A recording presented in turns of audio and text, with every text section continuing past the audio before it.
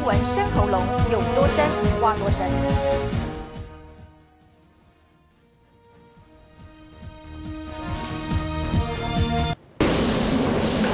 猛烈暴雨和呼呼作响的狂风，吹得街头的交通号志前后剧烈摇晃。 天鹅台风在台湾时间25号清晨5点，从熊本县荒尾市登陆日本，最大瞬間風速每秒50公尺的強風，在九州各地造成嚴重災情。自分なんかも寝てて全然気づいてなかったら朝見たらもうこんな感じです。 天鹅肆虐日本，熊本县旧细川行部官邸围墙崩塌将近10公尺，街頭電話亭和汽車公司玻璃被吹破，碎片散落一地。